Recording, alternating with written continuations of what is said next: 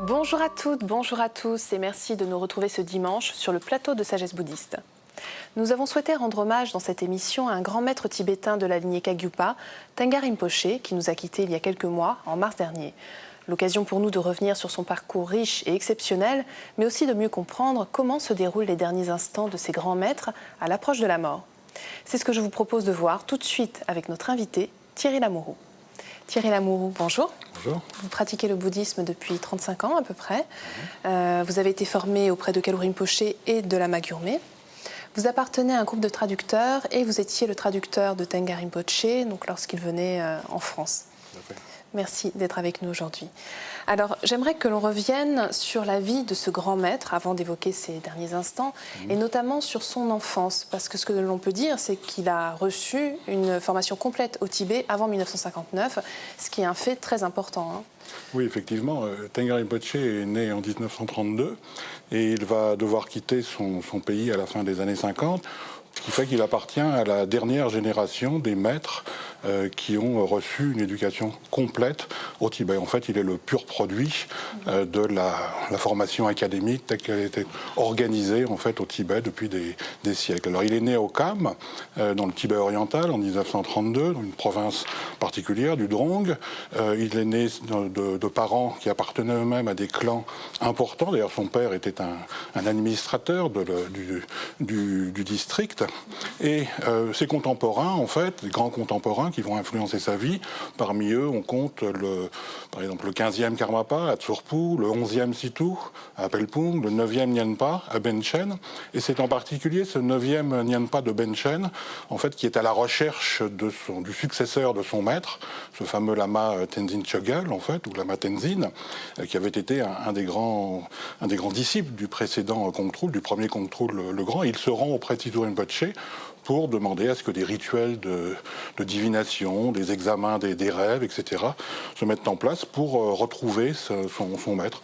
Donc, tous les indices sont croisés et recroisés, et au final, c'est ce jeune enfant qui est désigné avec certitude comme étant le successeur de ce fameux lama Tenzin.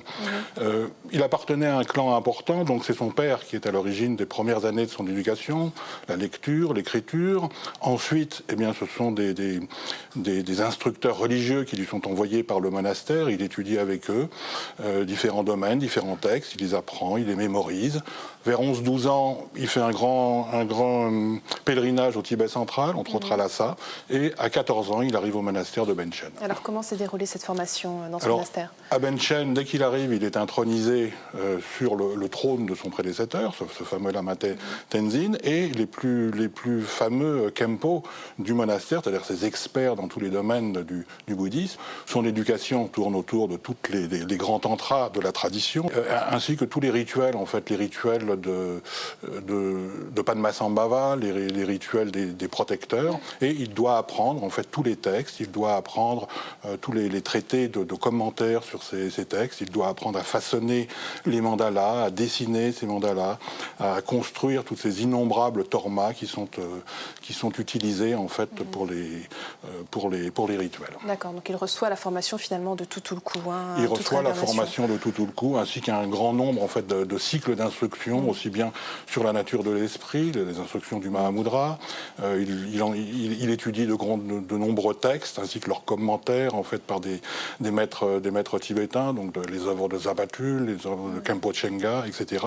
Il reçoit ainsi toute une éducation complète. À 19 ans, en fait, il est ordonné, il reçoit une ordination auprès de Situ Rinpoché, dans le monastère de Pelpung, et il rencontre à 20 ans l'un de ses grands mentors spirituels, à savoir le deuxième Kongtrul, et il reçoit auprès de lui d'autres cycles d'instruction. Voilà, il est arrivé à l'âge de 20 ans. Très bien. Alors à ce moment, il décide de rentrer en retraite, de très longue retraite, voilà, jusqu'à ce qu'il soit obligé de fuir le Tibet, à la demande du Karmapa d'ailleurs, je crois, le 6e Karmapa. Tout à fait, oui.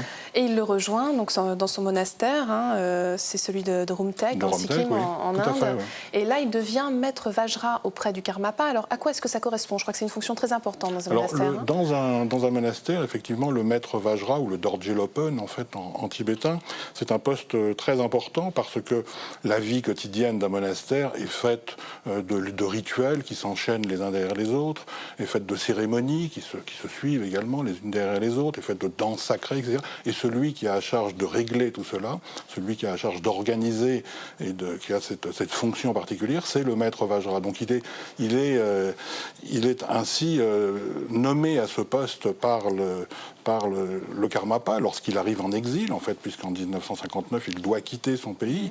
Il rejoint ses maîtres, il les retrouve au nord de l'Inde et au nord-est, dans ce territoire du Sikkim, en particulier dans ce grand monastère de Rumtek. Eh bien, il le trouve plutôt, puisque ce Karmapa, et il y reste en fait pendant 17 ans. Pendant 17 ans, il reste à ses côtés. Alors c'est une période très faste. Pourquoi? Parce que de nombreux grands maîtres venaient dans ce centre monastique. Pourquoi? Parce que dans l'exil, ils n'étaient pas nombreux, ces environnements monastiques.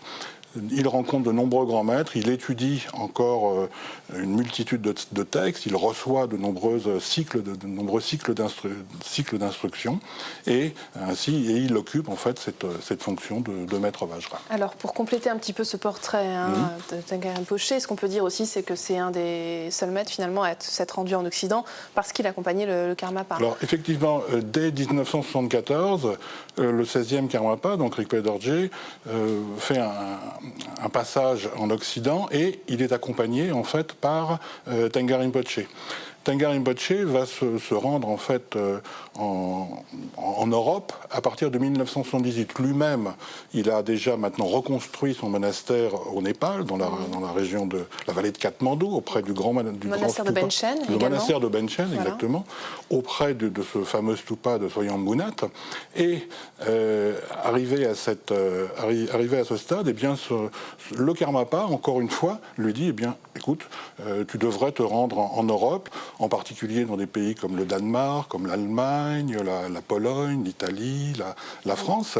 Alors Thierry Lamoureux, je le disais, Tengar Rinpoché nous a quittés il y a quelques mois, c'était en mois de mars 2012. J'aimerais que l'on revienne sur ces derniers instants qui sont finalement ceux de tout grand maître, du moins dans la tradition tibétaine. Comment se sont passés les jours qui ont précédé son décès? Alors, Tengar Rinpoché, malheureusement, était malade depuis quelques années. Au début de l'année 2012, donc la situation s'aggrave et le 26 mars, il est admis à l'hôpital. Il souffre beaucoup en fait. Le corps médical est très réservé sur sa santé à venir. Et en fait, le 28, eh bien, de lui-même, il décide de quitter l'hôpital, aux grandes dames des médecins, bien sûr. Et il revient à son monastère. Il revient dans ses appartements, dans ce petit appartement, sa chambre. Et presque immédiatement, il demande à ce que ses disciples les plus proches, au nombre de 8, en fait, eh bien, viennent à ses côtés. Et là, eh bien, il demande à ce qu'on l'aide pour qu'il soit redressé sur son lit. Et là, pendant 28 heures d'affilée, en fait, entrecoupé bien sûr de périodes de silence et de méditation, eh bien, il va délivrer une sorte de message spirituel, son testament spirituel. Alors, il règle tout et la succession en fait administrative de son monastère. Il s'occupe de tous les détails de sa crémation. Il nomme certains de ses proches pour qu'ils aillent transmettre des souhaits à ses amis proches, aussi bien orientaux qu'occidentaux. Il reçoit différentes personnes. Il s'entretient avec Nyanpa Rinpoché, et ainsi donc le temps s'écoule en fait. Et alors, que se passe-t-il ensuite? Comment est-ce qu'il sent que la fin approche? Comment est-ce qu'il l'annonce à son entourage? Alors, le 30 mars, en fait, à 1h du matin, il redemande à ce que ses proches viennent à ses côtés, et il leur annonce, en fait, qu'il vient d'avoir une vision de tous ceux qui furent ses maîtres durant son existence, ceux qu'on a cités tout à l'heure, le 11e Situ Rinpoché, le 9e Nyenpa, le précédent Dilgu Khyentse Rinpoché, ainsi que le 2e Kontrul. Il a eu une vision d'eux, et pour lui, c'est un signe patent qu'il va bientôt mourir. Immédiatement, ses proches vont chercher Nyenpa Rinpoché. Nyenpa Rinpoché arrive, s'approche de lui, il reste quelques instants. Nyingma Rinpoché qui est avec lui dans le monastère, précisons-le. Voilà, Nyingma Rinpoché, qui dirige également le monastère de Benchen. C'est une direction collégiale entre Nyingma Rinpoché et Tengar Rinpoché. Donc Nyingma Rinpoché arrive. Ils restent tous les deux ensemble. Il y a juste le secrétaire également de Tengar Rinpoché, la Machera Mongchuk. Et tout d'un coup, à un certain moment, en fait, les deux savent que le moment ultime est arrivé. Et à ce moment-là, Nyingma Rinpoché s'approche de Tengar Rinpoché, de son oreille, et lui récite un petit texte qu'il venait de composer à cette occasion, qui s'appelle en fait l'élucidation de l'état de Tukdam, en fait. C'est-à-dire, ce sont des instructions de rappel, juste pour forcer ou exhorter le maître à ce que dans le moment qui va suivre, il ne perde pas pied, si l'on peut dire.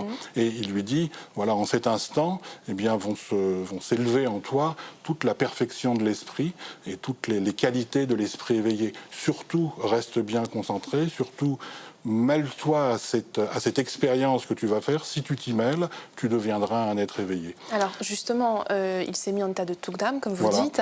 Pendant combien de temps ? Alors, dès qu'il entend ces paroles, eh bien, Tengar Rinpoché se redresse un peu sa posture, remet les mains dans la position de la méditation, et à 3h24, en fait, au matin, sa respiration cesse, son cœur cesse de battre, et effectivement, il est cliniquement mort. Sauf qu'il est dans un état de méditation qu'on pourrait appeler un état de méditation post-mortem, auquel t'accèdent en fait les grands yogis qui s'y sont exercés de leur vivant, et il va demeurer dans cette position, dans cette stature, sans bouger en fait, sans que son corps ne vacille, sans que son corps ne s'écroule, malgré le fait qu'il soit en mort clinique, et il va y demeurer pendant 3 jours et demi. Au terme de ces 3 jours et demi, eh bien son corps s'affaisse quelque peu, et c'est le signe en fait qu'il est devenu un éveillé, et que maintenant la longue cérémonie en fait de crémation va pouvoir être mise en place. Alors justement, malheureusement, on arrive déjà à la fin de notre émission. Est-ce que très rapidement, vous pouvez nous raconter cette cérémonie très émouvante? Et d'ailleurs, vous y étiez, Thierry Lamoureux.